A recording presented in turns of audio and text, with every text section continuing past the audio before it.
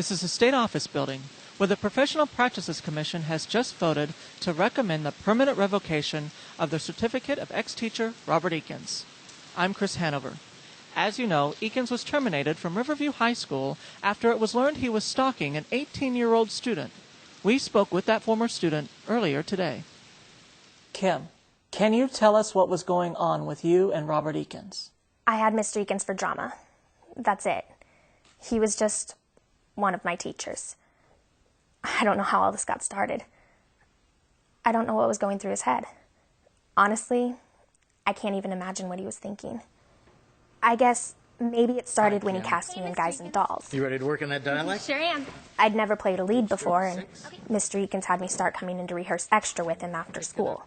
He didn't have any of the other leads come in like that, but I was okay with it. I mean, I liked Mr. Eakins, and I wanted to do the best I could in the show. Together as a husband and wife.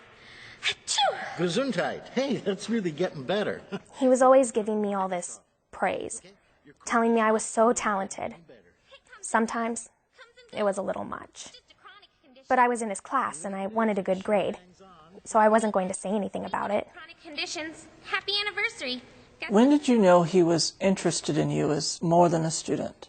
I guess it was after dress rehearsal. I got out to my car, and there was this flower on the windshield. No card. My friends gave me a hard time and said it was probably from Mr. Eakins. I didn't believe them. Then it happened each night of the show. Did he ever say he was the one leaving the flowers? No. But that wasn't the only thing that he did. No. After the show was over, he started putting notes in my locker. What kind of notes?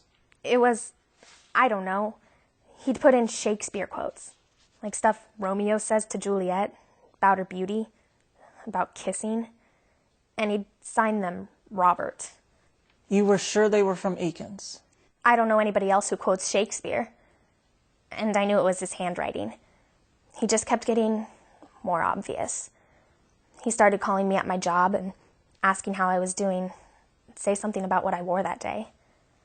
Then there were emails, more and more personal, all signed Robert. Then he started calling me on my cell. If I didn't answer, he'd leave a voicemail. How did you feel about all that?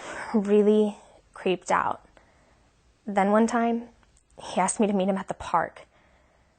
That made me really, really uncomfortable. That's when we got the order. Say again? Kim told us what was going on. We contacted the school administration and also got a protection order.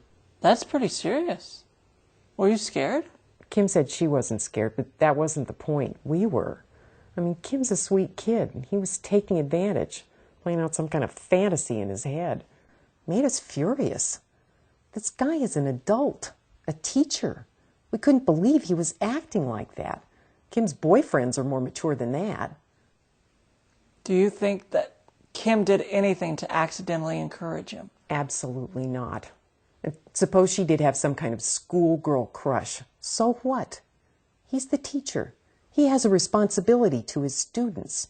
They put their trust in him, and he has no right to betray that, no matter what kind of signal he thinks he's getting from her.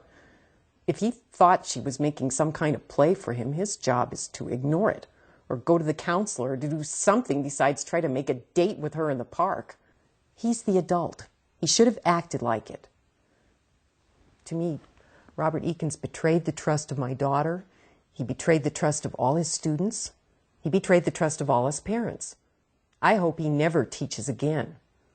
You talk to any of the parents, they'll tell you the exact same thing. Nobody ever wants to see this guy back in front of a classroom.